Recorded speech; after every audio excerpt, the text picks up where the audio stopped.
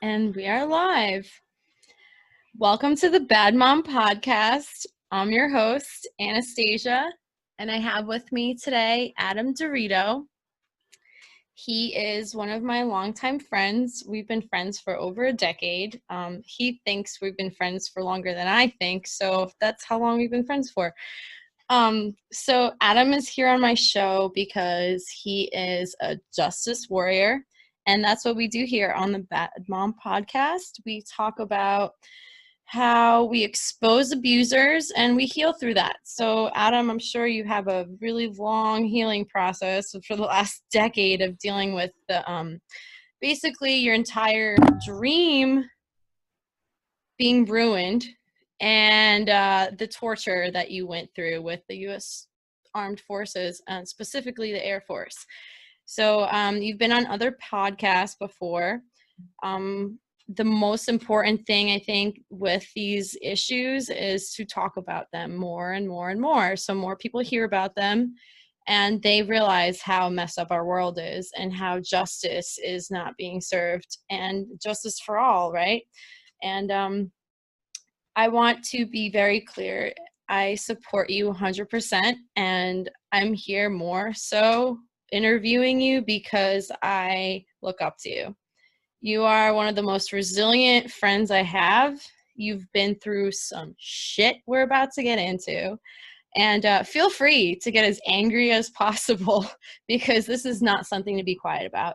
This is something that has my blood pumping, okay? Because I, as your friend, didn't even realize how bad it was, okay? How bad you've been just thrown into the dump. And you are a good person. You are a good human being. You have integrity. You have all those values of an American hero. So thank you for serving our country. That's number one. I support our military, our troops, because that is why we have freedom in this country. And as a first-generation American, I want to support our heroes. And you're my hero, just so you know. Well, thank you, Anastasia. I think that was, anyway, I appreciate that. Unexpected. Thank you for inviting me to your podcast. For me, I'm still serving in the U.S. Army. I'm assigned to United States Army Special Operations Command as a parachute rigger and the National Guard. And in my daytime job, I am an industrial wastewater specialist for a downstream energy refinery here in Colorado. But my story starts in 2006. So in 2006, I originally enlisted in the military. It was my dream to go to the United States Air Force Academy. I actually got into the Air Force Academy. I grew up in New Jersey, broke, and from a pretty poor family. So my parents told me, if you want to go to college, you're going to have to pay for it yourself. So I stuck my nose in the books, got as high grades as I could. I was a local firefighter, EMT, search and rescue technician in my hometown in West Milford, New Jersey. Which allowed me to become the so-called well-rounded person needed in that application process for the Air Force Academy. To my luck, I got elected by my senators, John Corzine at the time, and Representative Scott Garrett. I got my appointment letter to go to the Air Force Academy close to graduation. It was great. So the funny thing was about my experience in West Milford was we graduated high school June 26th, 2006, and I left for basic training 4 days later. So I didn't get much of a summer break. So I went right from high school right into the military. So cool. Yeah. So basic training was pretty standard. Back then we wore BDUs, so it was lots of shining boots and ironing uniforms, which is no longer a thing with the new style uniforms. Cardboard. And yeah, basically lots of starch and all that other stuff. And for me, going to the academy was really interesting because I got there and, I wanted to leave New Jersey so bad. I thought, oh man, I just want to get away from New Jersey. I want to get away from all these people. And, but it's been your dream. It's been your dream. Right. I figured, hey, this is what I need to do to fly fighter jets. That's what I wanted to do. Right. And, when I got there, I realized that a lot of the people didn't have the same mentality as I did. A lot of them came from families where their dads were colonels or high ranking officers. They came from military families that were well off to do, and that was just not the background I grew up in. So Slowly, I eventually started getting pushed to the different service branches. The interesting thing about the federal service academies is that you can cross-commission into different branches. It's an unknown rule. It's kind of a gentleman's agreement that you stay in the Air Force if you go to the Air Force Academy. You go stay in the Army if you go to West Point. Stay in the Navy or the Marine Corps if you go to Annapolis, so to speak.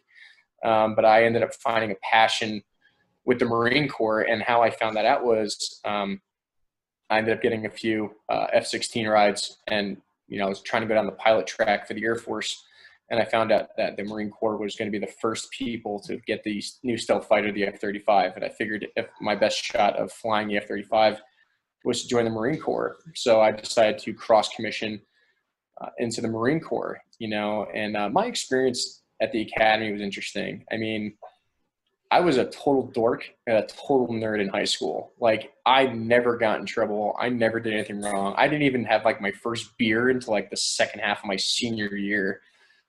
Everyone called me Designated Derito in high school. Oh, kids are drunk, and Adam goes and picks them up. You were also an EMT, right?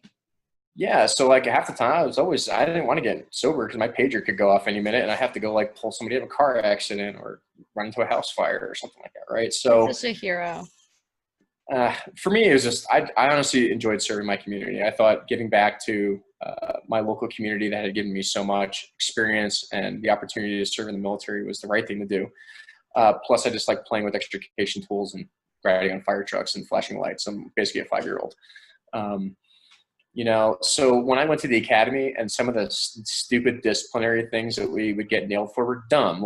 For me, the way I like to analyze it is Harry Potter, right? So they have points they give to Gryffindor house and House of Slytherin, and Adam Derito got caught sleeping in his room freshman year, 20 demerits. It's some arbitrary discipline system that means absolutely nothing, right? So, I got caught sleeping in my room freshman year. I got 20 demerits, which means absolutely nothing in the real world, but as a cadet, it's oh, well, you have 20 demerits. Well, now you're going to sit in your room for 20 hours. But as a cadet, you're already sleep deprived. Yeah, I mean, normally my basic day-to-day schedule, since I was so motivated to go to the Marines and the special operations world and as a pilot, I would get up at 4 o'clock in the morning. I'd go swim in the pool for 1 to 2 hours, work out. I'd go to breakfast formation at 6 a.m., start class at 7, have class from 7 to 2 p.m., and then after that, I played rugby. I played football all through high school. I didn't want to play for an NCAA team at all in college, and we'll get to the reason why later on in your podcast. But I played rugby, and rugby was a great community of guys, very supportive, much better physical fitness program, in my opinion, and that's what I did to get by at the Air Force Academy. So then I'd basically get back to my room after dinner by 8 p.m., I do homework for 3 to 4 hours to 11 o'clock midnight and get 4 hours of sleep. That was my schedule for 4 years. I get 4 hours of sleep a night, except the weekends, maybe we sleep in a little bit and then move on. But the funny thing is about being a cadet is that you're severely isolated as a cadet. And I had broken up with my high school girlfriend at the time. A few other things fell through, around those times. So I tried online dating back then, and most cadets did a lot of online dating back then. And back then it was no I don't even apps, know what the websites are. No Tinder, no Bumble. No, there's no. So none of those things existed back then. It was some arbitrary www website, and a lot of cadets were, we weren't interested in military women because that obviously causes problems, and it just makes things awkward. Yeah, it just makes things awkward, right? So try to find profiles of local college girls at University of Colorado Springs or Denver, UCCS or something like that. So I was talking to this one person. I never met this person. I never talked to them on the phone. Everything was through email, not even text message. And back then in 2007, it was all flip phones, and you couldn't even type over 140 characters, right? So I was talking to this person. It never went anywhere. And I decided that this person, I just wasn't really that interested in them. And we leave for Christmas break, and I come back from Christmas break. So this is February 2008 or 9 or something like that. And my commander knocks on my door. And at the time, I did not get along with my commander. My commander at the time, his first leadership assignment in the military was leading a cadet squadron at the Air Force Academy, which is kind of unusual. He was a linguist. His name was Lieutenant Colonel Gregory P. Christensen.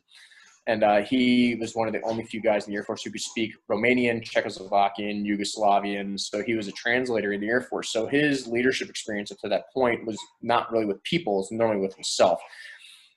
So I get a knock on my door, like I said, and I said, hey, you have to report to the Air Force Office of Special Investigations. Now, the equivalency of that in the civilian world would basically be like the FBI, right? So Criminal Investigation Division in the Army is CID, you have NCIS in the Navy, and in the Air Force, you have Air Force OSI. Now, this is my first time dealing with like any type of law enforcement officer. I mean, I dealt with law enforcement all the time back at home, but that was mostly in the, hey, we're pulling this guy out of a car because he hit a tree, stop the bleeding kind of thing. So me, I always dealt with law enforcement. Like, yeah, it's not a big deal. I'll just go and talk to them, like, whatever, man. So I go and talk to these people. And they sit me down and they show me these emails from like my civilian email address, which was weird. And that should have raised some flags, but me being 19 and being a naive moron, trusting people, I just kind of went along with it. Sorry, my dog is like fidgety over here. Totally fine. And they used your age and your vulnerability. Got it. Yeah. So I was 19. I didn't know any better. Like I think my biggest issue I had there, in some reasons, like I just trusted people in general. Like these people are military, they have good intentions. Like they're not trying to do negative things towards me, right? No way. So 19, what do I know? Leaving West Milford, New Jersey, like of course I'm going to trust the military and their intentions. And so they sit there and they go, oh, is this your email address? And I said, yeah. They said, are these some of the emails that you sent? And they showed me an email string that I had sent with this individual that I had never met. And I said, yeah. And they said, well, did you know that this person was possibly underage? I said, what are you talking about? And I immediately requested a lawyer after that. And they said, oh, well, you didn't know that this person was underage. So no big deal, like no harm, no foul. I'm like, okay, where's this going? They said, well, how would you like to work for us? We're trying to find cadets who are doing things that are illegal or, they had a big problem with sexual assault. They had a big problem with drug trafficking at the time at the Air Force Academy, which I found surprising. I mean, I knew a lot of kids smoked pot back in high school, but kids were stealing prescription medicines and selling them and doing a lot of other things at the academy, which I just blew my mind, right? I mean, these are people who supposedly want to serve their country, and they're doing stupid shit. And me, being the do-gooder that I am from West Milford, New Jersey, working for emergency services, I was like, yeah, I'm totally in on this. I will totally try to help you route out the bad people in the system. That was like one of the, but little did I know how bad that was going to get and how involved I was going to get in that system. Now to move forward a little bit, to kind of give a summary to what happened, that actually never happened. So we found out 2 weeks after Andy Stump's podcast, that was my first podcast, episode number 137 on the Cleared Hot podcast. We found out after Andy's podcast that Colorado Springs Police Department never contacted the Air Force in reference to these so-called emails. It was all made up. There is no record of Adam Derito and the Colorado Springs police system of them ever contacting the Air Force Academy about so-called any possible underage talking on any dating website. So basically what we found out was this was a way that they just basically were on the internet. They were surveying cadet emails.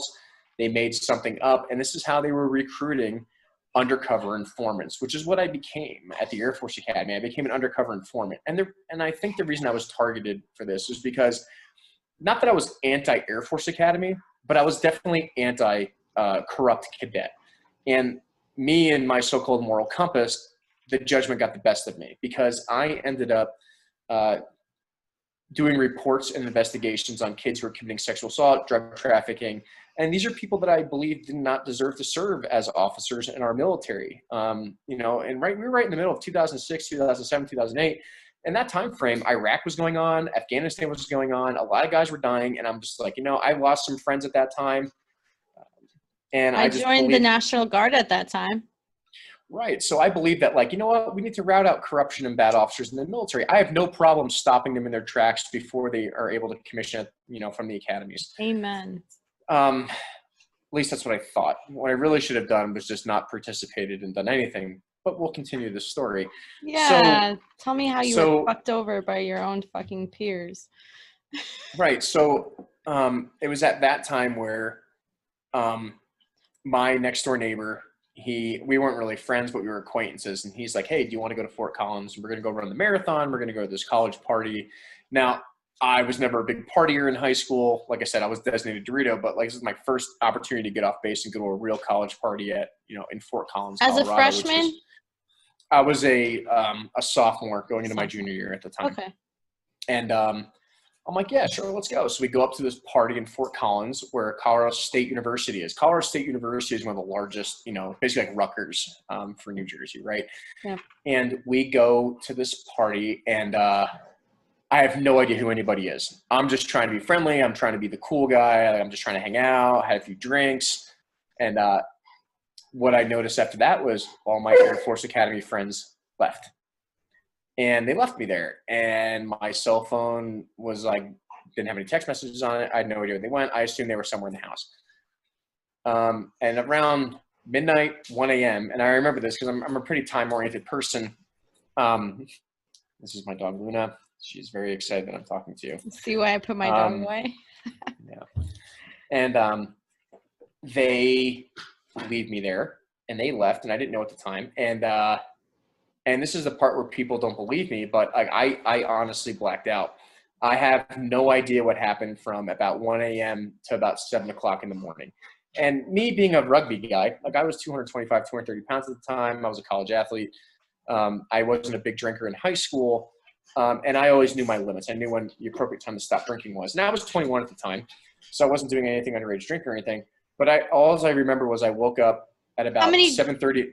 How many drinks did you have that you remember? That's all I want to know. 2. I had 2, which is nothing for me. The fuck? To be honest, I'm Irish and Italian. You were roofied. Like I said, okay. So that's what I assumed. It was I got roofied or something happened to me. And it was about 7:30 in the morning. I wake up and I'm in a dorm room and I have no idea where I am. I have no idea how I got there. I'm surrounded by a bunch of passed out girls and guys in some dorm room at CSU. My phone's dead. My truck keys are still in my pocket, which is a good thing. But I realized I'm like, shit, I was supposed to be back at the Air Force Academy by the morning. And I'm like, I'm gonna probably get nailed for this. So I try to find my clothes. And as I go to find my pants, I realized, like, I looked down my boxers and I was like, everything looked like, I'm going to be graphic here, but like everything looked like it had been hit by sandpaper. I'm like, that's not right. And I'm like, I just need to get out of here. You feel gross. I didn't know what to do. So I get out of the dorm room and I start walking up and down the roads until I found something familiar about where my truck was located. So I find my truck and I drive back down to the Air Force Academy. And my commander asked me, why I was late. And I told him, I'm like, sir, I was at this party last night, and I'm going to be honest with you. I think something happened to me. I recognize something wasn't right. And he immediately turns around, Lieutenant Colonel Gregory P. Christensen, and he goes, you're lying. Men don't get sexually assaulted. You're just doing this to get yourself out of trouble. And I didn't trust what my commander was doing. So what I did was, there is a program in the military called the Sexual Assault Response Coordination Center, or the SARC. I called the SARC and I made an official unrestricted report. So in the military, there's 2 ways you can report sexual assault. There is unrestricted, and then there's restricted. Restricted means that law enforcement doesn't get involved, names are hidden, but the report is documented, and you're able to get counseling and medical advice. Unrestricted means everybody and their mother can be involved, and all the reports are accessed. Now, for me, the dumb thing, what I did was I went and took a shower. I didn't go to the hospital. I didn't get a rape kit done. I didn't get any DNA evidence pulled off. Many people do that. Yeah, and this is also, keep in mind, this is 2008. You know what I mean? Like, this is not common training or knowledge for guys, right? So they immediately thought I was lying, like I was trying to cover up evidence. So my chain of command, and this is like the crux of the problem we have in the military, they didn't believe me.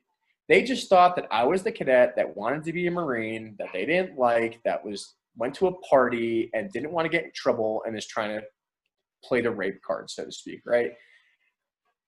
This woman, yeah, go ahead. Was that before we went on our 2-week trip to Colorado, or after? It was after. Yeah, it was after. So this So, is the summer following. oh my God. Okay, so I didn't know that happened. Okay. Yeah, and like I said, I didn't tell my family. I didn't tell anybody. Like, it's embarrassing. Like, you're a guy. Fucking No, embarrassing. yeah, nobody talks about it, right? And this is like the stigma of like, males can't get sexually assaulted in the military, right? Like, it's not a thing. It doesn't happen. But I will tell you from personal experience, it can. But I became You're a like, good-looking dude. from what I'm told, maybe. But anyway, I mean, this is where my work with the Office of Special Investigations, right? I mean, they were trying to rat out sexual assault and rape at the academy. And now, as a survivor of sexual assault in the military, I was more motivated than ever to find people that were doing the wrong things, right? So that summer, right after the Fort Collins Marathon incident, I went to Marine Officer Candidate School. And the funny thing was about Marine Officer Candidate School was relearning how to be actually the military. Nothing against the Air Force, but the Air Force is not very militaristic compared to the Marine Corps, right? No. So Tell I me didn't more even about the know. Marine Corps experience. That is hysterical. So I think probably my favorite story is the Blue Falcon incident, right? So the good thing about being in Colorado and going to Marine Officer Candidate School is that like we live at altitude. So I was in a little bit more better cardio shape when I went to sea level again. But can you explain So to our listeners why you were a Marine all of a sudden? Because I don't think people would understand that were yeah, civilians. so I made my decision to cross commission into the Marine Corps. So as a cadet at the Air Force Academy, I had the opportunity to try out for the Marines and go to Marine Officer Candidate School the summer of my junior year. So the only thing I would have to do is I would graduate Marine Officer Candidate School, but still had to finish my degree at the academy. So I would come back to the Air Force Academy for my final 2 semesters, finish off my degree, and I would immediately commission as a second lieutenant in the Marine Corps versus a second lieutenant in the Air Force. And that was my personal choice. I had a pilot slot in the Marine Corps. I wasn't going to be flying in the Air Force, because my commander hated me and wouldn't let me have a slot. So for me, going to the Marine Corps was the best option for me to fly. And honestly, from my experience in the Marine Corps, they were much more my mentality. There's a bunch of dudes who like to work out, and you could tell jokes without people getting offended. And it wasn't a bunch of, and no offense to people in the Air Force, it wasn't a bunch of prima donnas, right? So, and I've worn all 3 uniforms now being in the Army, so I can say that. So, I go to the Marine Corps, and like I said, I thought I knew things about the military. I'd been in the military for almost 3 years at this time in the Air Force. I thought I knew how to march. I thought I knew terminology. I thought I knew customs and courtesies, and boy, was I wrong. So, I get there, and they're just like, we're going to go on a 3-mile hike. Great. So they call ruck marches hikes. They're not hikes. Hikes are enjoyable experiences. Ruck marches are not. In my opinion. Yeah. So we're out there hiking in full combat equipment, and this gunnery sergeant Alessio comes up to me, and I'll never forget his name. And I don't remember any of my military basic training instructors except the people in the Marines, because these people made me who I am today, even now. And he goes up to me and goes, "Derito, are you a Blue Falcon?" And I'm like, "What?" Now, for me, I'd never heard that term before, and I'm like, Blue Falcon. Air Force Academy's mascot is a falcon. Their colors are blue and silver. So yes, Gunnery Sergeant, this candidate is a Blue Falcon. Immediately, Derito was running satellites around the company for about like 2.5, 3 hours. And then one of the prior enlisted Marines who was in my squad mate at the time pulled me inside and was like, "Derito, you just basically have been calling yourself a buddy fucker for the past 2-3 hours running in circles." So, to make a long story short with my experience in the Marines. That's because you're an Air Force dude, right? Yeah, and I had no idea what the hell I was doing, right? So for me, they made me the candidate company commander, which is the highest ranked billet at OCS after that. They fake kicked me out. Like, they drove me back to the airport one day and then like pretended they were going to kick me out, and then they didn't, and they drove me back, like, just to fuck with me. But for me, it lit a fire under my ass. Like, I really started embracing the Marine Corps philosophies. I started understanding what the Marines were all about, and I really took it to heart. I mean, when I graduated Marine Officer Candidate School, my instructors came up to me and said, we were trying to get you to quit the entire time. You obviously proved you didn't want to be in the Air Force anymore. You obviously proved you wanted to be a Marine. When you go back to the Air Force Academy, you reach out to us and we'll sign your recommendation letters to cross commission. So, for me, I took that as a point of pride. But for me, that's where I had an ego. Like, I came back to the Air Force Academy, and I honestly thought I was better than all my cadets because I did actual military training compared to the academy. And I was still working for OSI at the time, and they had a big problem with sexual assault at the prep school. Now, the preparatory school is a school that people who are recruited athletes or who didn't get high enough SAT scores or prior enlisted Air Force, they go to that school before they go to the Air Force Academy. Now, for me, I was a direct entry student, so I immediately went to the Air Force Academy for the 4-year program. I didn't have to go to the 5-year program, so to speak. But there was a swine flu outbreak when I came back from Marine Officer Candidate School, and they don't count Marine Officer Candidate School as a leadership credit for the summer, which is really dumb. Wait, did they shut down the economy for that? Mm-mm. No? No, they didn't shut down the economy for swine flu. Wait, did they make people wear masks and stay home and social distance and fucking cancel their weddings? No, they did not in 2009. They didn't do any of that. Oh, because I can't even remember the swine flu outbreak. Right. Weird. Continue, I'm sorry. So they said, hey, Derito, we can't let you go be basic training cadre for the Air Force Academy. You have to go to the prep school, which is a cross base for the summer. So I go there and I start instructing these kids, and they're just a bunch of, NCAA recruited athletes. To be completely frank, they knew nothing about the military. They had no idea what they're getting themselves into. They were there just to play football. They were there to play basketball. They were there to play hockey. They didn't care anything about the military. Sexually assault women. Which is where we're going now. So, I figured out about a month after they graduated basic training in September, there was a lot of rapes and sexual assaults going on at the prep school. I had somebody reach out to me and report all these things to me. I reported them to the Office of Special Investigations. We set up a CrossFit program, quote unquote, in order for me to go over there and find out information from these candidates. Right. We had to make it look legit. Now, the funny thing is about fraternization is that there's no such thing as a fraternization between cadet on cadet in the Uniform Code of Military Justice, but at the academy, it's like a rule, right? So I didn't want to get in cadet trouble. So I had my commander sign off on this thing that we basically convinced OSI to sign us off on. And we go over there. I find out who, what, when, where, why. I start gathering all this information. But then I get a phone call one night from a cadet candidate, and she told me she had gotten raped. And she did not trust her chain of command. She didn't want to get in trouble. So she called me to try to get her out of that situation that she was in Denver at a hotel party.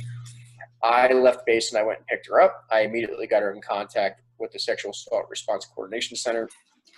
The person who raped this individual's name is Jamil Cooks. Jamil Cooks was a recruited football player. This is all in 2009, right? The fall of 2009. So a few months out from graduation, because I would graduate in May 2010. Make him famous. Jamil Cooks, you're famous for being a rapist. Welcome. So this was his first incident with sexual assault and rape, and you can look him up online. This is a 100% confirmed individual who did commit sexual assault and rape. Started doing these investigations. So basically, I cut off all communication with most of these candidates after Christmas time, going into 2010. I'm ready to just graduate and leave. I'm going to the Marine Corps.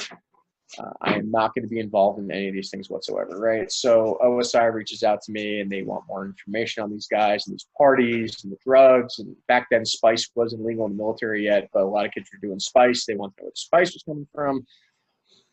I know what and then my Yeah, and then I get contacted by my commander and Lieutenant Colonel Christensen, and he calls me into his office and says, I'm under investigation for fraternization. They found out I was talking to these prep school candidates through my email and everything else, but I'm like, I'm covered by OSI. OSI knows what's going on, not a big deal. The people that accused me of fraternization were people that were involved in the investigation for underage drinking, sexual assault, and this person you can look up. Her name is Harriet Latkin. She was a recruited NCAA volleyball player, and at the time, and we didn't find this out till later, she was involved in a sexual relationship with her sponsor family. Now, a sponsor family at the Air Force Academy is a family you can go hang out with on the weekends. Normally, they're active duty Air Force or whatever. Ew. this person was involved in a sexual relationship with I believe it was a Master Sergeant, Michael McMail. You can look up that court-martial case. It's McMail versus USA. This individual was trying to cover up that relationship. Harriet, what's her last name? Let's make her famous. Yeah, her name is Lakind, Lakind. But Harriet Lakind was involved in actual fraternization that is chargeable under the UCMJ, her preparatory school year, and for the remaining 4 years there. She was in such a serious relationship with this person. We didn't find this out until a few years ago. But her court-martial case with Master Sergeant McMail states that they were in a 5-year relationship during the time that she accused me of fraternization. He was planning on divorcing his wife and leaving his kids for this cadet who was graduating in 2015. And she tried to claim that he influenced her, even though I believe that's not the case because she was going to be the officer, right? She would have outranked him at the time. And basically he was dishonorably discharged, demoted to tech sergeant, and she was allowed to graduate and is now serving as a captain in the United States Air Force. And this goes on to the other aspect of sexual assault in the military is this person was a predatory woman. It goes both ways. Not all males are predators when it comes to sexual assault and rape. This female was definitely a predator, and she's still serving in our armed forces, right? So, but to go back to it, so this person accused me of fraternization when she was just trying to cover up her relationship with this enlisted person. I didn't know about the enlisted person at the time. I wish I did. They were good at hiding it, right? So, do you think she assaulted McMill? I don't know. I can't speak on that. You don't know the details. All I know is that all I know is the details in McMail versus the United States of America is that they were planning on getting married. He was charged with fraternization. He was dishonorably discharged, and she was allowed to graduate as an officer, right? So that's ridiculous. And his rank was sergeant. He was a master sergeant, so I believe the equivalent is an E7 in the Air Force. Okay. They were NCAA athletes, right? So the reason she was an NCAA athlete for a volleyball team in the U.S. Armed Forces for the Academy for. Yep. Okay. Yeah, same thing with Jameel Cooks, right? Jameel Cooks was a football player under NCAA. So when it comes down to it, the Air Force Academy spends a lot of money, and they also make a lot of money on NCAA Division I sports. It is more financially beneficial to the academies to make sure that they spend all the money they spent on these recruited athletes, that they graduate, and that there's no scandals when it comes to sports teams. Now, this is not just uncommon with the military academies. This is also common practice in many civilian universities, such as Texas A&M, Louisiana State University, anything else, right? So it was much easier to stop my investigations and scapegoat me for fraternization and make me go away and get rid of me, somebody who wanted to leave the Air Force and be a Marine anyway, than it was to charge the nearly 30 people that I was investigating for underage drinking, sexual assault, and drug trafficking and get rid of them, right? So that's where, the money comes. And unfortunately, this is something I haven't mentioned in a lot of other podcasts, but you have to follow the money. A lot of people ask me, Derito, why did the Air Force spend so much time, money, and effort into ruining your name and covering this up? And the answer is because of Division I sports. Division I sports makes the military academies millions of dollars. I make the military zero. In fact, they have to pay me every month, right? So it is much easier to get rid of an OSI, undercover informant, who's reporting sexual assault, than it is to get rid of their NCAA athletes, which make them millions of dollars a year, right? So that's the unfortunate part of this is that, and one of the solutions I'd like to talk about is that how do we eliminate sexual assault in the military academies? And one of the reasons we do that is to make our armed forces, one, more effective with officers who want to be there for the right reasons. They're not there just to play sports. And two, it's just simply removing the military academies from Division I sports. Either drop them. Now, there's nothing wrong with sports. College sports are important. They're a great way to pass the time, but they should not be your focus if you're trying to be a military officer. So downgrading West Point, Annapolis, and the Air Force Academy to Division II or Division III sports would greatly reduce the amount of people being recruited to the academies for the wrong reasons, right? So. Their only reason should be to serve this country. Exactly. And how we can back that up factually and through statistics is looking at the Coast Guard Academy and the Merchant Marine Academy. Now, there are 5 military service academies: West Point, Annapolis, Air Force, Merchant Marine, and Coast Guard. Merchant Marine and Coast Guard are Division III athletics. West Point, Annapolis, and Air Force are Division I. The 2 academies with the lowest rates of sexual assault and drug trafficking and illegal acts are Merchant Marine Academy and the Coast Guard Academy, which are Division III sports, right? So one way we can actually save the taxpayers money and reduce sexual assault and rape in the military without costing the taxpayers any more money is simply just reclassify the 3 major military academies as Division II or III sports. That's a simple fix. Those people need to go play sports at LSU or Texas A&M or places where they can live a more normal civilian life where they're not upheld to military standards. Yeah, I agree with that. And I think the statistics are there and the science is there, right? Social science. But my question to you, I have a question about this. That is your plan, right? To prevent sexual assault. What do you think the civilian schools can do to prevent sexual assault? And also, do you think civil oversight of the reporting system in those academies would make a difference? That's actually one thing I would love your listeners to try to push through their congressional members and elected representatives, is that one of the reasons that military sexual assault and the reason why those perpetrators get away with it so much is because it's handled within the Uniform Code of Military Justice, which is the legal system within the military, which is completely independent of the civilian judicial system.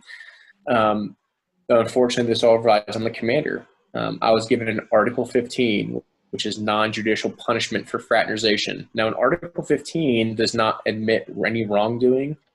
It just admits that you're trusting the commander to make the right decision about your situation. And in the civilian world, that's not a thing.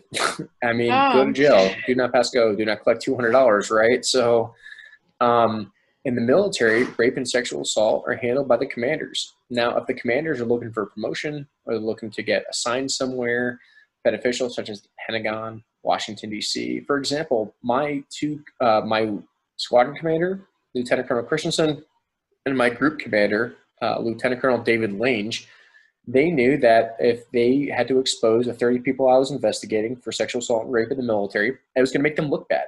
And they weren't going to get their next promotion. So they had to make me go away and delegitimize my rape investigations. Currently, Lieutenant Colonel Christensen is serving in the Pentagon. He's probably a colonel or a one-star general by now. And Lieutenant Colonel David Lange is actually flying in the Air Force One Squadron. Those are very prestigious positions in the Air Force. Drain the swamp! Drain the swamp! Sorry, couldn't help it.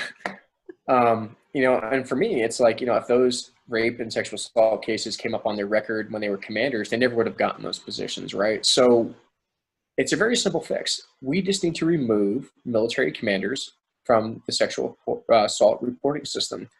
There should be special assigned prosecutors and civilian oversight. Now, the military is subjected to the citizens, right? So a homeless man outranks a 4-star general, as crude as that sounds. The military is subservient to the people.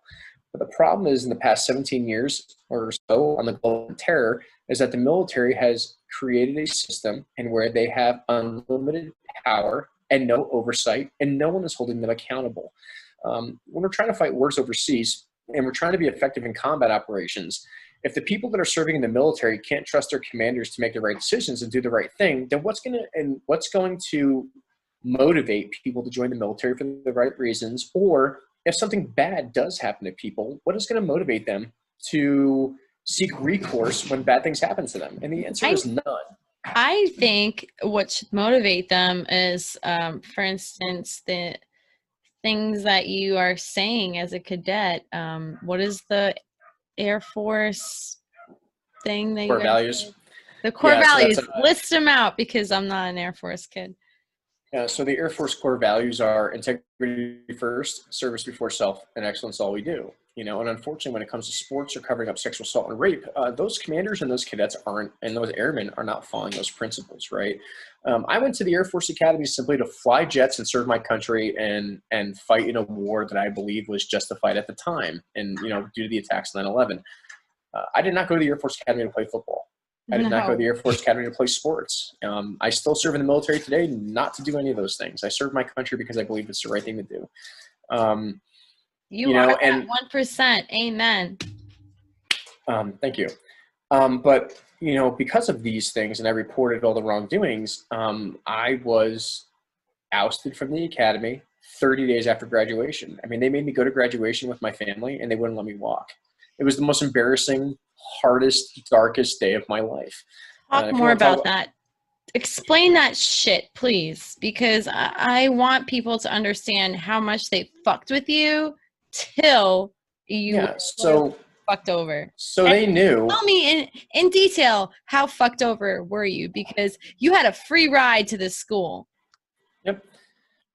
So for me, I made it to graduation. They tried to accuse me of fraternization. I accepted an Article 15. And for anyone in the military, they know that Article 15s are a slap on the wrist. It's not like a big deal. They told me, OSI is if you admit to fraternization, then you're just going to get a slap on the wrist. You get 30 days extra duty, which is standard punishment in the UCMJ.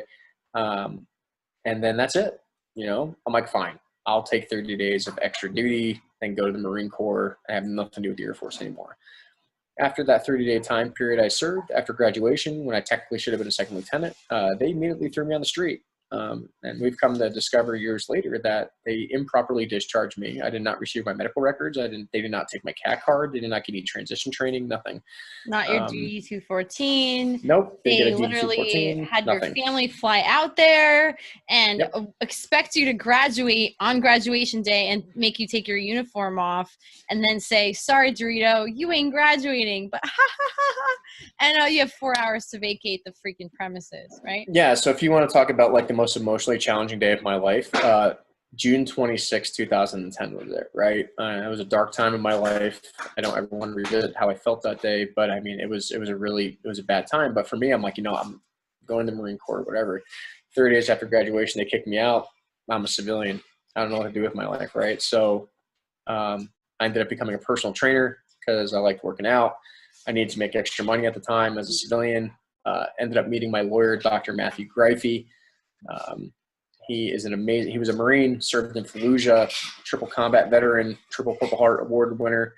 And he ended up saying, basically, if you train me as a personal trainer for free, then I'll trade you hours. And for me, I was broke at the time. So I'm like, I'll take lawyer hours for personal training. No big deal.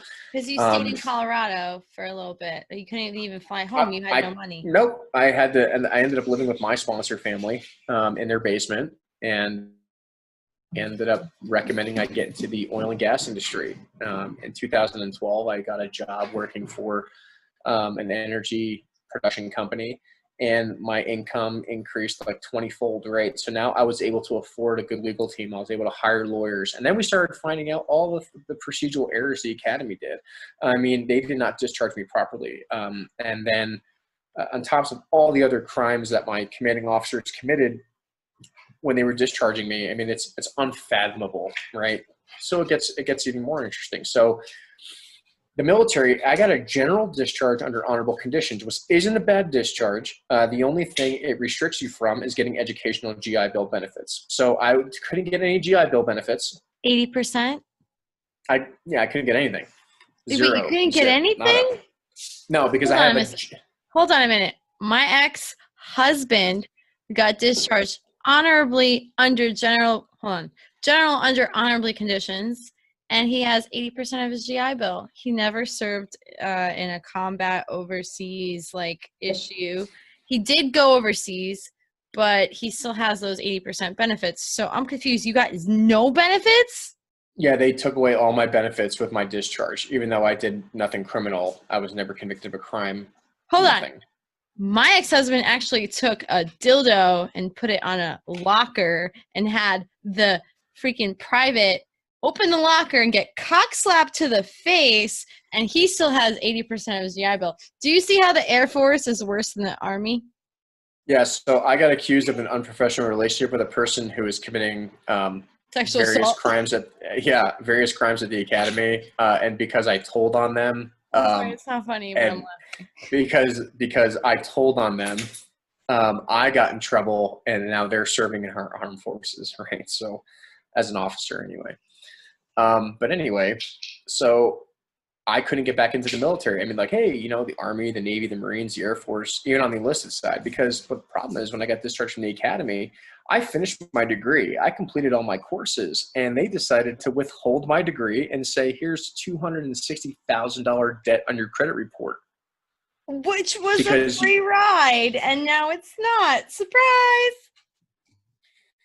Yeah, so this is how the academy silences people. They financially destroy you, right? So you can't talk, you can't speak up, you can't fight for your injustices because you are financially unable to respond. Unfortunately for the Air Force, I got a job in the oil and gas industry. And because I'm from New Jersey, I'm quite arrogant when it comes to proving that I'm right when I know that I'm right. What up, bitch? And I've been from fighting New it for Jersey. nearly 10 years at the time. Yeah. Fight. I blame Bruce Springsteen, the Eagles, and a lot of AC/DC on that, right? So when 2015 rolls around, and I got an opportunity from the Colorado Army National Guard, and they said we can actually circumvent your DD-214 because the governor of the state is considered the commander-in-chief, and he can override your federal DD-214 if you agree to three things. And those three things were, one, I had to recomplete basic training. So this is my third time through basic training. I went through the Marine Corps and I went to the Air Force. I'm sorry. Now I would have to go through Army. The second one was I would have to drop my commission status, and I would have to enlist as a junior enlisted member as an E4. So they put me in as an E4, which is the highest rank they could put me in because I never went to an NCO academy. The third condition was I had to serve in a special operations unit. I was given two job choices. They said you can either be a parachute rigger or you can be a generator mechanic in a special operations unit. I elected to go parachute rigger since I had jump experience at the Air Force Academy. So I went back to Army basic training, which going through basic training again at like 27, 28 years old is a very interesting experience. You're 10 years older than everybody. But I did it. I completed that. I've been in my unit. And for 2 years, now it's 2017, I had my opportunity to go back and fly and be a helicopter pilot, an Apache helicopter pilot in Utah. And I go to my final check station, passed all my tests, obviously, because I had pilot experience before them. And they tell me,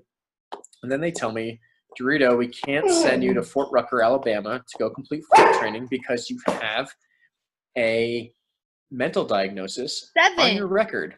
Several diagnoses. Seven mental diagnoses. Can you read those out loud, please? Because I know you don't have them. Yeah. Pull that shit out. Let me see. Here. Yeah. Get that shit out. So the funny thing about this was, and this is where it gets really odd, right? Sorry. Is that I went back into the Army, right? And I went through MEPS. Now MEPS is Military Entrance Processing Station. I've been through that too. Right, and none of these so-called psychological conditions ever came up. Now, also, I'm assigned to USASOC, which is United States Army Special Operations Command. Now, to be in that unit, clearance and a special clearance, like right, you have to have a clearance to get into that unit, right? So I had that clearance. None of these conditions ever came up until I tried to commission and fly, which we find odd. I was listed with obsessive compulsive disorder, narcissistic, antisocial, paranoid. You are not that. Personality traits. I don't know, a bunch of stuff. Right? I'm just reading from this deck of crap. More. So my unit was like, well, they can't let you fly until you get these things taken off your medical record. We know they're not true. I even went and got reevaluated by an Army doc to make sure that I didn't have these conditions, right? So I didn't have those conditions. It was all certified, all the medical board, but the Army can't change the records because they were filed under the Air Force. The Air Force has to change those records. Now we have some firepower. We go back to the Air Force Academy and we state, for this X amount of monetary amount, if you reinstate my degree and my commission and fill your monetary commitment up to this point, we will drop any further legal action against you. The Air Force Academy basically said, kick rocks, we dare you. That was in 2017. So we filed a federal lawsuit, Derito versus the United States Air Force Academy. The doctor who filed these reports, who I'd never met, who I have no idea who she is, immediately claims protection from the U.S. government, which we find weird. We told her, if you tell us who told you to falsify these records, we'll give you immunity. She refused. So she demanded Attorney General protections. My lawsuit then changed from Adam Derito versus the United States of America, which is absolutely ridiculous because I love this country. And they provided no documentation, no file rights, no anything. And this only came out about a few weeks ago. It's been taken 3 years. We did all these FOIA requests for medical records, any cadet records, anything else. Nothing came back. The federal judge comes back and basically we're getting ready for trial. All right, so you have to go to this hearing, which they basically do all the fact finding, and they say, does this case hold weight or does it not? Does it need to be dismissed? The Air Force Academy was given a motion to dismiss by Chief Justice Bremer of the 10th District Federal Court, stating that there is no law or rule stating that the military cannot falsify your records. And because there is no law stating that the military cannot falsify your records, we will not rule on your case at this time. They did not rule on the case. They did not rule on the facts of the case or the violation of my privacy or right to due process, which is your 14th and 5th Amendment rights. They simply said, we're not going to rule on it because there's no rule in the military stating these things, which is absolutely insane, which begs the question of, we need civilians and civilian agencies such as the legislative and the judicial branch to hold our military accountable. Because what is this telling people? This is telling people that if you serve in our military, if you become a veteran, apparently the military can go in and change your medical records and you have no recourse. You have no power to change those things. So all those guys with VA benefit, disability benefits, or anything else, the military apparently just has no checks and balances and they can do whatever they want. So here's the crazy thing. Not if this case isn't crazy enough for you. 3 weeks after the motion to dismiss was granted by the Chief Justice of the 10th District Court, we finally get our FOIA request for my medical records. Not only does it list the date and timestamp of when those records were falsified, it lists who the person is when they did it. Here's the insane thing. My medical records were falsified 1 year after I was discharged, which means they falsified my records when I was a civilian. Mind blown. Yeah. Which is just proof right there that you fucked up. I mean, you didn't fuck up. They fucked up. Like, I'm sorry. Well, that doesn't make any sense to somebody who's trying to set you up. Yeah. So to be honest, I'm actually glad that they did that, because there is something called the Ferrous Doctrine. Now, the Ferrous Doctrine states that personnel of the U.S. military cannot sue the U.S. military for medical malpractice or anything that they incurred when they were serving under the military. However, the Ferrous Doctrine does not apply to my case because the military falsified my records when I was a civilian, which immediately falls under the jurisdiction of federal court system. So I am the only person in the history of the U.S. military to take the military to court, especially a federal service academy, for falsifying documents as a civilian. And they really fucked up with you, huh? They discharged the guy you talked about and cleared hot and said that dude was kicked out 6 weeks before graduation. You were kicked out the day of graduation. So you finished all your shit, everything. You didn't get your degree, got kicked off. But that dude didn't even get that far. Well, to be fair, they kicked me out 30 days after graduation. So I was like so like it was 30 days after I completed my degree. So I was like a half second lieutenant, so to speak, right, with no assignment, right? So so they kicked me out. I have is why they got away with not giving you your degree if you got discharged under honorable conditions. I'm sorry, I keep saying that. Right. Well, this is the case now, is that I've been serving honorably with the National Guard and a Special Operations Unit. I've proven my worth in 3 different service branches: the Air Force, the Marine, and the Army. We've proven the Air Force wrong. We've proven that the Air Force did, in fact, retaliate against me for not only reporting my sexual assault, but the sexual assault of several other people. And what this comes down to is that general officers and leaders in our military are not being held accountable for sexual assault. And this leads us to the case of Vanessa Gillen, or even Sergeant Fernandez down at Fort Hood. These people reported sexual assault. One of them was murdered, and one of them apparently has committed suicide, according to the way the current investigation is going. That's only one base in the U.S. military. That's not accounting for every other base in the U.S. military, right? And this is where I think your listeners need to step in. Your listeners need to write letters to Chief Justice Bremer of the 10th District Court. They need to write letters and contact members of Congress stating that the U.S. military should not be trying to hide sexual assault reporting, and it needs civilian oversight so that things that happen to not only those soldiers who lost their lives, but to people like me. The reason why my case is so important and why people need to support it so much is that if we are able to successfully sue the U.S. military for retaliation for what they did, for falsifying my records as a civilian, it is going to set precedent that this can never happen to anyone ever again. So not only is it important for getting justice in my case, but it ensures that thousands of other members of the U.S. military who were sexually assaulted or report sexual assault are going to finally get justice, and that their commanders are going to be held accountable. Recently, Lieutenant General Jay Silveria of the U.S. Air Force Academy came out on NBC, and you can look this up on YouTube, and he stated, the Air Force Academy does not have a problem with reporting sexual assault. I will beg to disagree, sir. I will beg to disagree that not only do you have a problem reporting sexual assault, but I have a problem with you being held accountable. As an officer, never mind a 3-star general, you should be stripped of your rank, you should be stripped of your commission, you should be stripped of your benefits, and you should be helping those subordinates underneath you to not only want to serve this country, but to have the motivation to know that if they are violated, if they are sexual assaulted, that their chain of command is going to support them and not retaliate against them for reporting those things.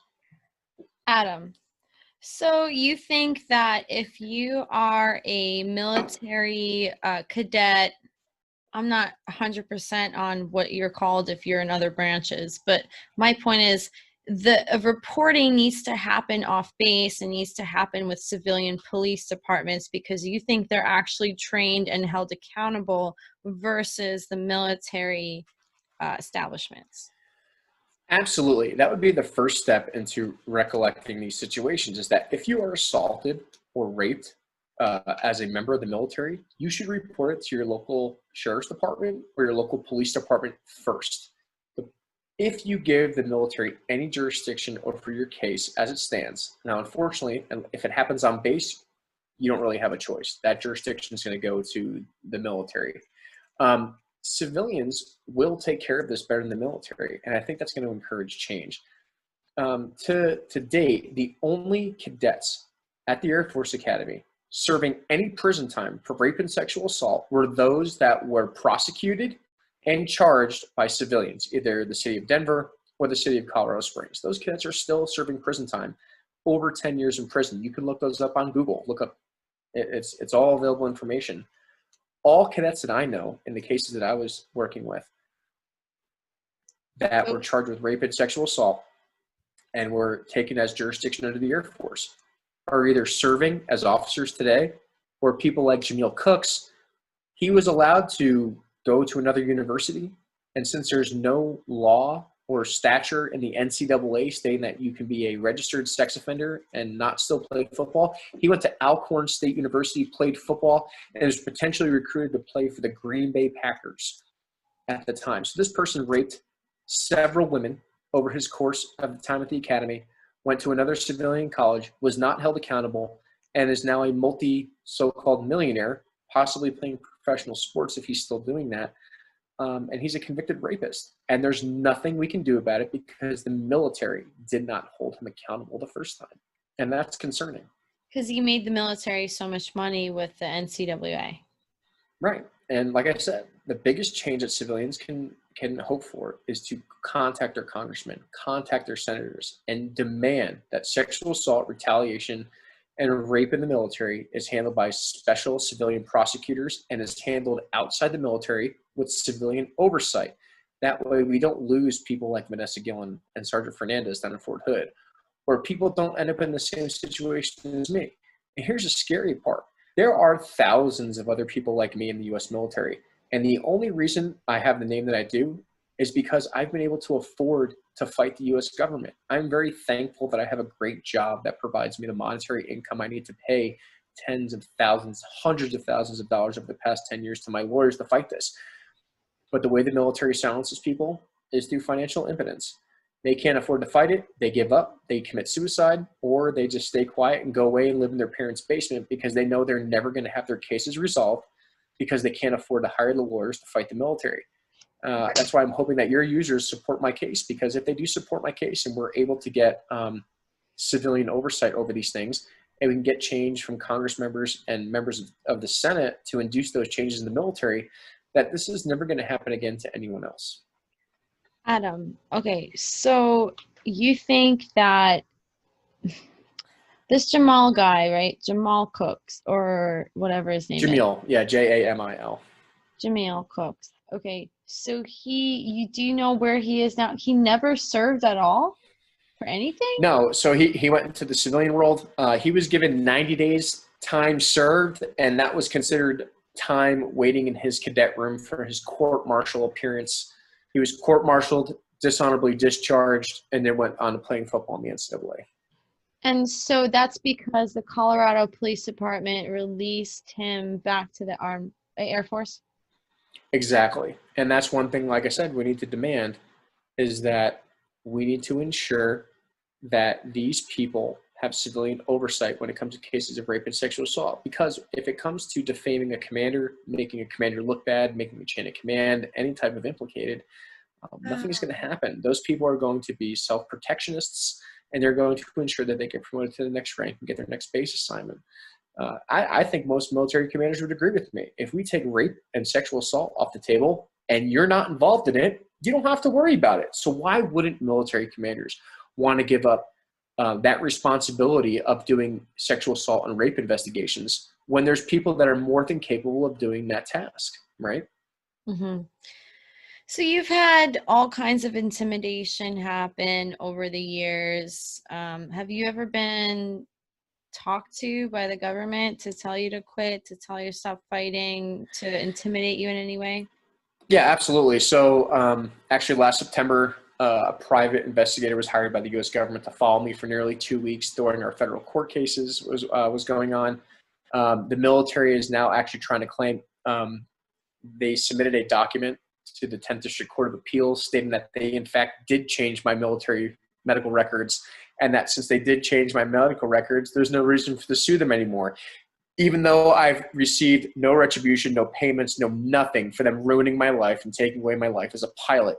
So this is the military's game. A year later, after you graduate, I'm sorry, you didn't get to graduate. A year after you had your medical records falsified on paper, that's what's saving you right now is the fact that they fucked up. Exactly. The doctor you never saw that put those things down without even an extensive report because of all these psychological issues, you would think that they would at least provide some evidence that, hey, I tested this soldier. He has all these issues. We did all these testing, and it should be at least a few pages, but you said it was a few sentences? So that's the crazy part, is that my evidence for my case is irrefutable. And the unfortunate thing is that the Air Force actually has admitted that they falsified my records. They admitted that they had to change them. This has been posted on my Instagram, on my Facebook page, which you can follow, Adam Derito, or Derito versus USA. The Air Force has admitted that they falsified my records and screwed up, which means they took away my life as an officer. They took away my ability to fly. And everything intentionally. It was retaliation. It's black and white. There is no refuting this. And now the Air Force Academy and the Air Force is trying to claim that there's a statute of limitations, that I'm not allowed to seek any recourse for what happened to me because it's been 10 years. Even though they're the ones holding this up in court, they're the ones causing all the delays. They're the ones causing my life to fall apart at the seams. And once again, this is why your listeners need to contact their congressmen and their senators, is because that's not fair. And not only is it not fair to me, but it's unfair to the thousands of other members in our military who are experiencing the same thing, who have no way of legal recourse to fight the military for being unjustifiably discharged and have their commanders not held accountable for what happens to them in the military. And how much of an effective fighting force is that going to make us? All the great officers that I know, and I know we've talked about this, they get out before they hit the rank of major because they realize their civilian worth after the rank of captain. I can go make X amount of dollars per year out of the military. I'm never going to change the military. Why would I deal with this bull crap?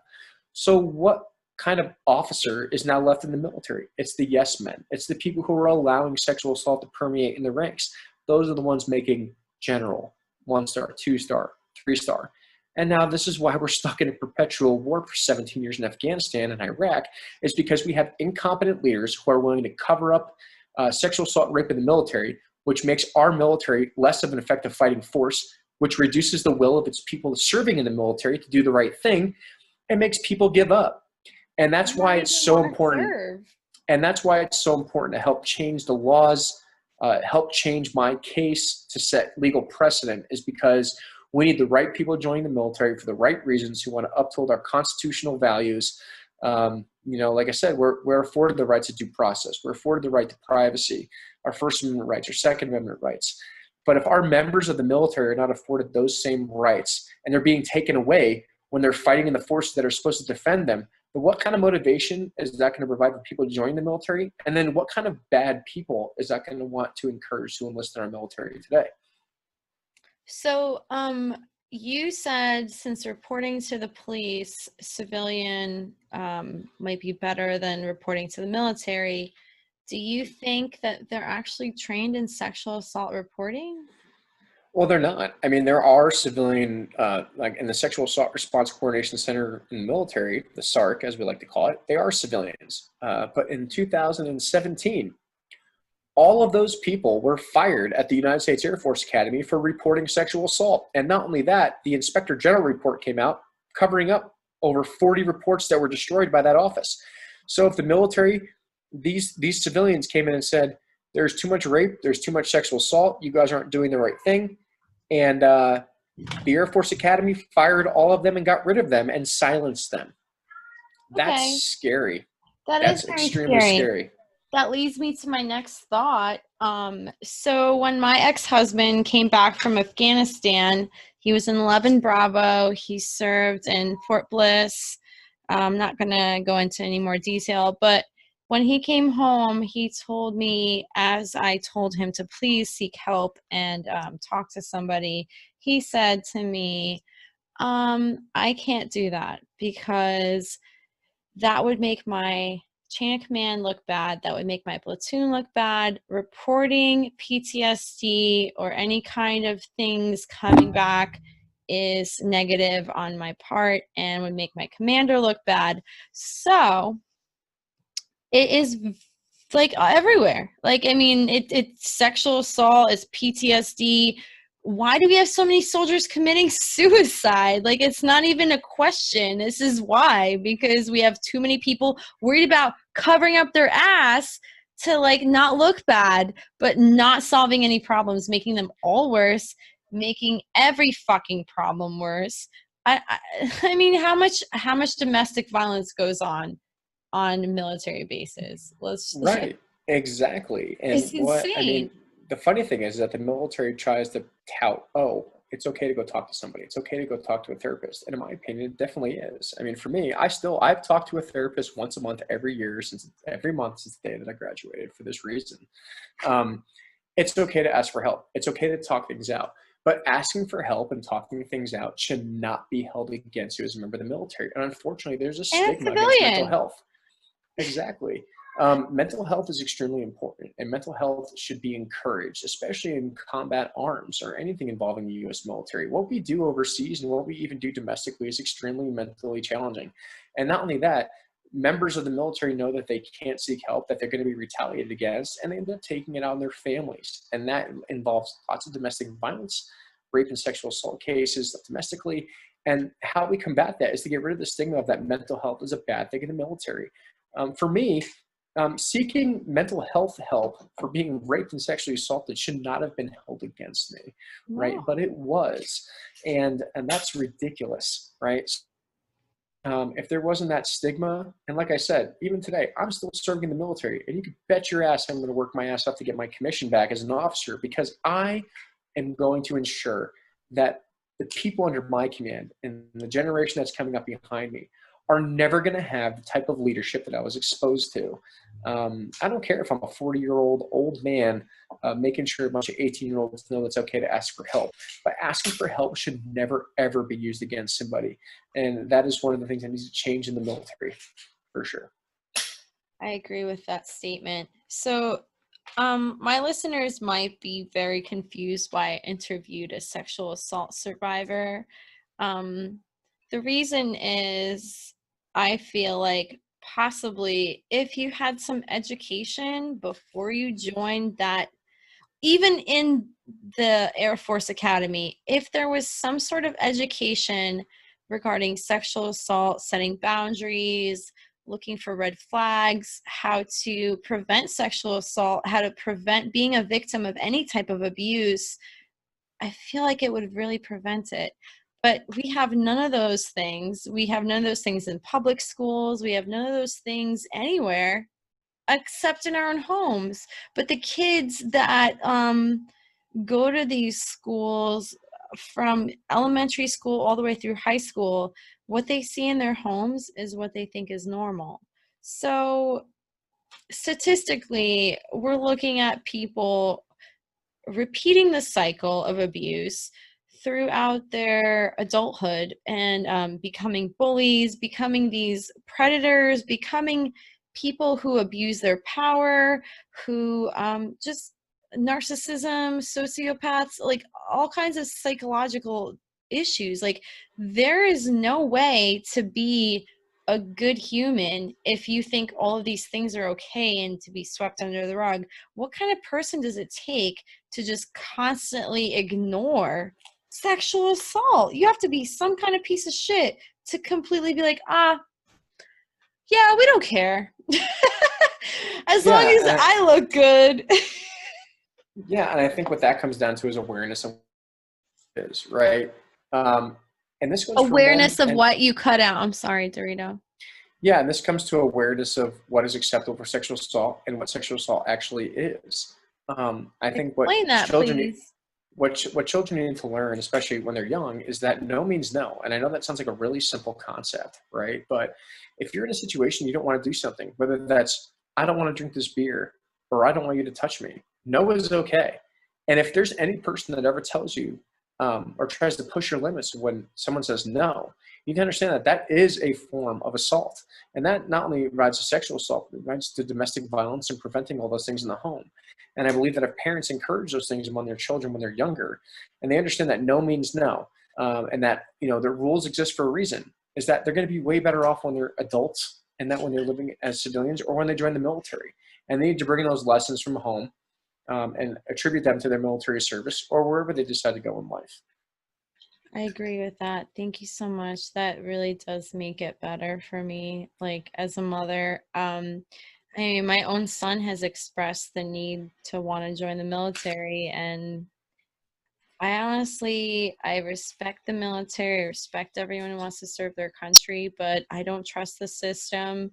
I don't want him to end up like, another soldier with mental health problems and the VA completely just overlooking the issue and just being a number in the system, a pawn sent to war to fight for what? Okay. As a military wife during Obama's presidency, I've seen nothing but soldiers come home in body bags. Okay, this is a little off topic, but not really. But in Obama's second administration, we had the worst cases of sex trafficking in our nation. We were a hot spot.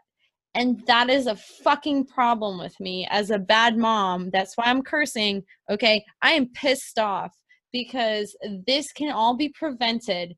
We have military bases where we have soldiers being murdered, raped, sexually assaulted, drugged, covered up, and just completely berated for sticking up for themselves, coming out and speaking out like, hey, this happened to me. If you are victim shaming, you're a piece of shit. Okay? That's all I gotta say. You need to accept victims of sexual assault, whether they're a female, a male, whatever you want to call yourself. Okay? I'm not going to get into other things because I don't understand them. And I acknowledge everybody as an equal human being, whether their race, their color, their skin, their religion, their creed, whatever you want to call it. Nobody deserves sexual assault. Nobody deserves to be overlooked as a number in the system. Nobody deserves to be put through what you were put through. $200,000 for a free ride in the Air Force Academy for something you worked so hard for. Designated Derito, you really deserved that degree. And did you ever get it? I mean, what the fuck? No, we're still working on it now. I mean, that's one of the things we're trying to sooner my lessons. And the thing is, I completed another undergrad and a master's degree in the same time. So for me, do I really need that degree? No. But do I want it for the principle of what I earned? Yeah, yes. You do. You worked hard for it. But the reason why we need to hold people accountable and why this is really so important is because academy graduates and people in the military permeate our civilian life now. These are the people that are becoming police officers, leaders of companies. They're heading up all different types of areas in our country.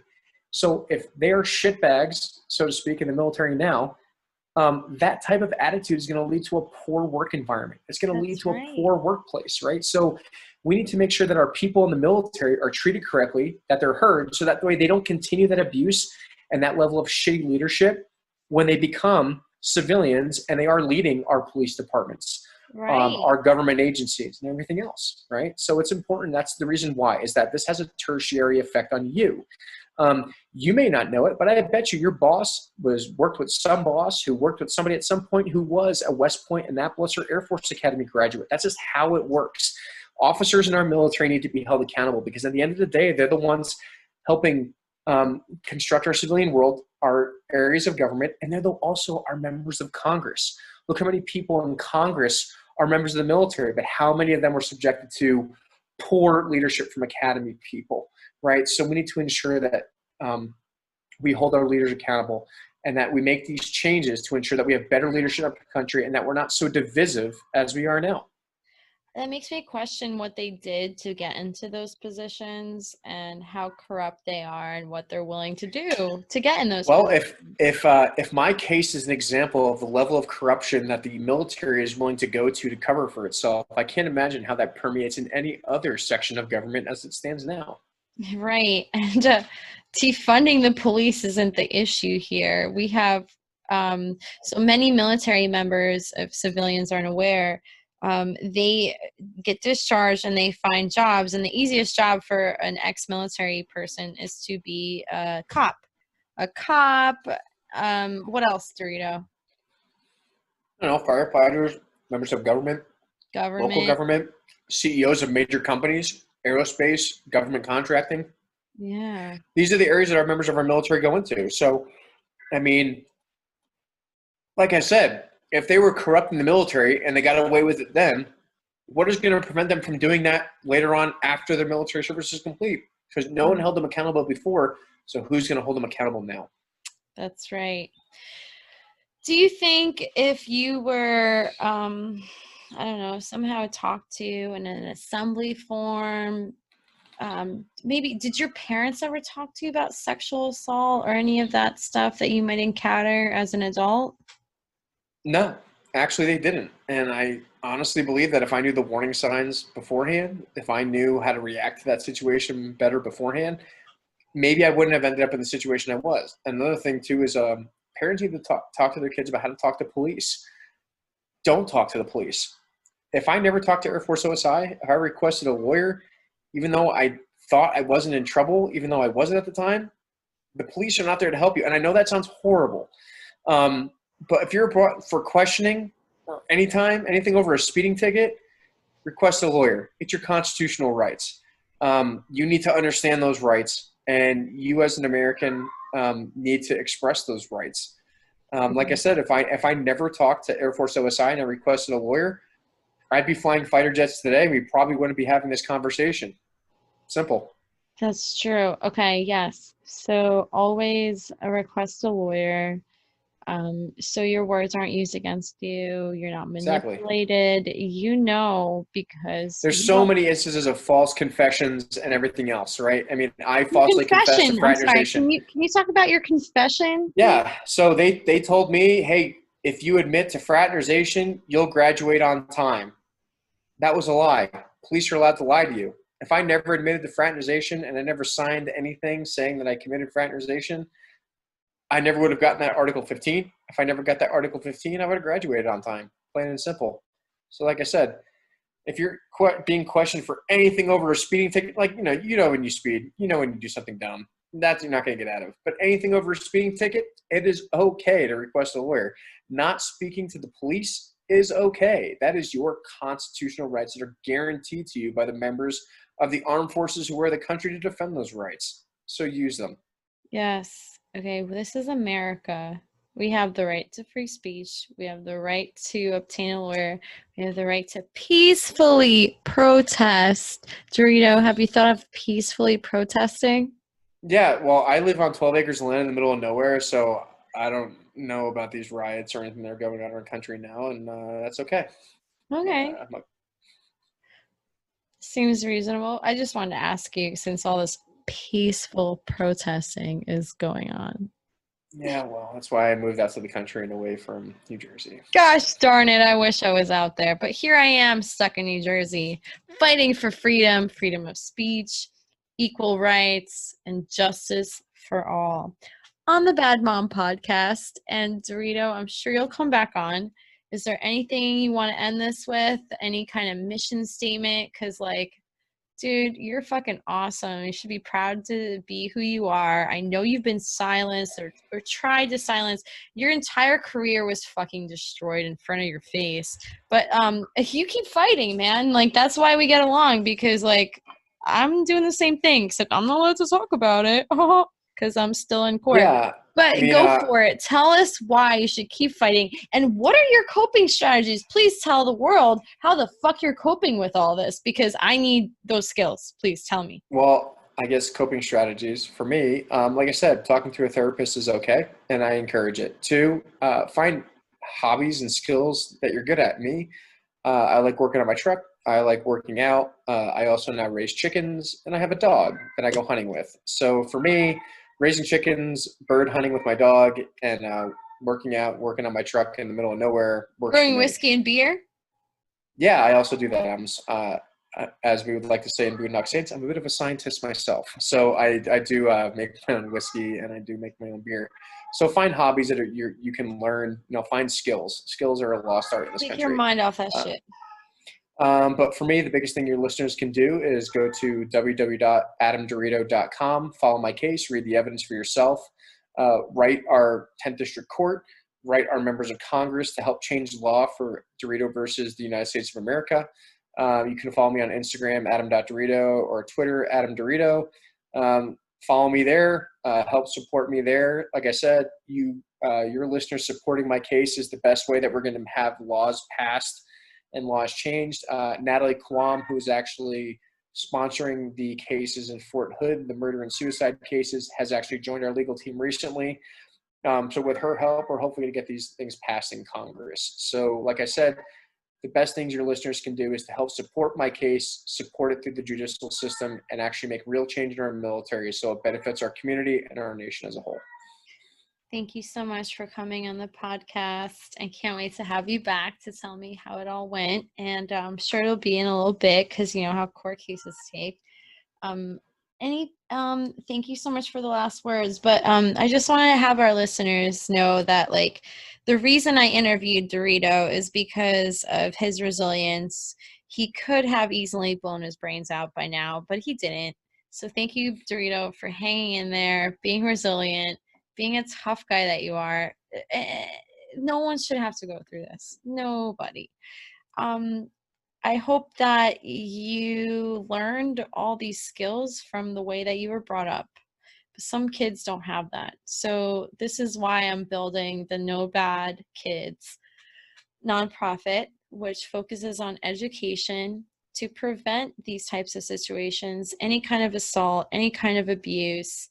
Kids are so sad. Like, they just kind of like think, oh yeah, everything's great, you know, like, oh, they're just trying to be my friend. No, we have statistics for sex trafficking, sexual assault, abuse. The crime for kids that are growing up in, you know, single parent households, low income housing, all that. We're trying to prevent that through this podcast, because when you talk about mental health, coping strategies, and how to deal with all those issues in a healthy way, you keep kids off the street, you keep kids motivated to be something, and you just kind of prevent drug addiction. You prevent all kinds of statistics. I just want everyone to know that the reason this podcast is here is for those positive reasons. Dorito, thank you so much for coming on. I really appreciate you speaking out, and this is such a big deal to me. No, thank you very much for letting me tell my story, and thank you for letting your listeners support me, and I 100% support your cause, and I look forward to keeping you updated as the case progresses in the federal court system. I just really hope that, you know, since Donald Trump is running for office right now, that he could do something to help this cause, because he's so focused on draining the swamp. And let me just say, the military needs to be drained of the swampy, I don't even know, sexual assault, Nope, cover up. I agree. I agree. The military leadership system also needs to be drained. It needs to be fixed. And the only way that we can do that is civilians of this country holding their military accountable as much as they hold their politicians accountable. Exactly. I agree with that.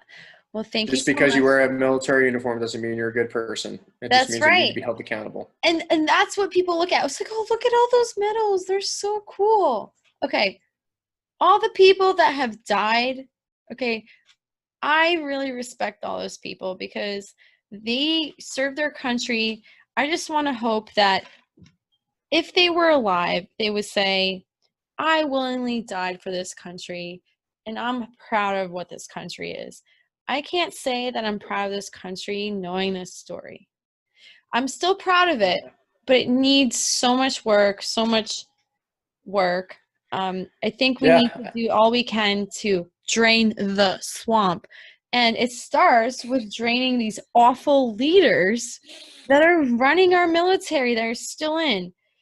Yeah, I mean, honestly, it's scary to know that the military thinks it has unlimited power and that the civilians are not going to be accountable to the military.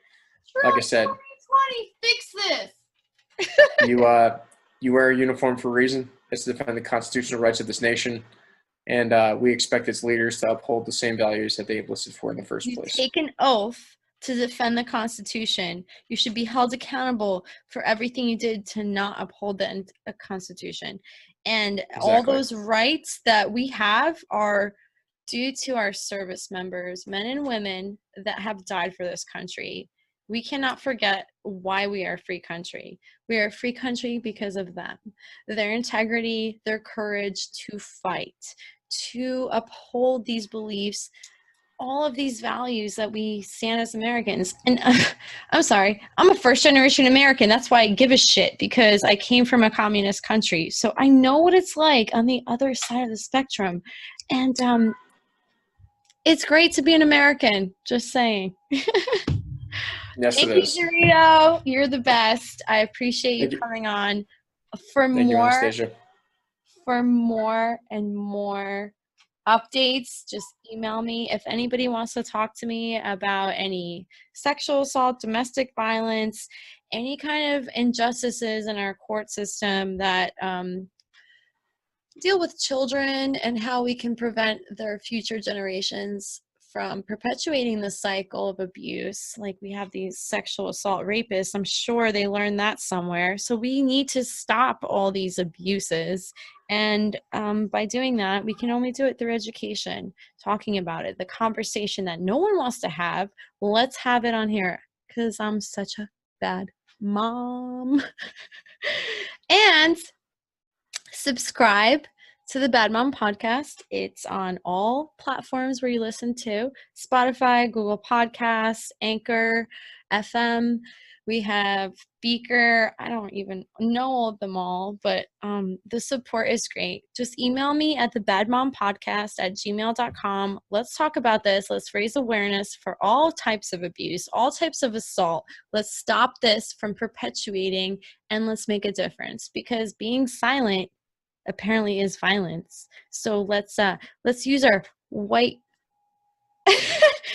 skin color, privilege, whatever you want to call it that doesn't exist. Let's just use our voice, really. That's what I want to say, because everybody just wants to talk about change, but burning down buildings isn't how we do it. The way we do it is we talk, we email our legislators, all that. We contact our representatives, the people, the officials that are supposed to represent us.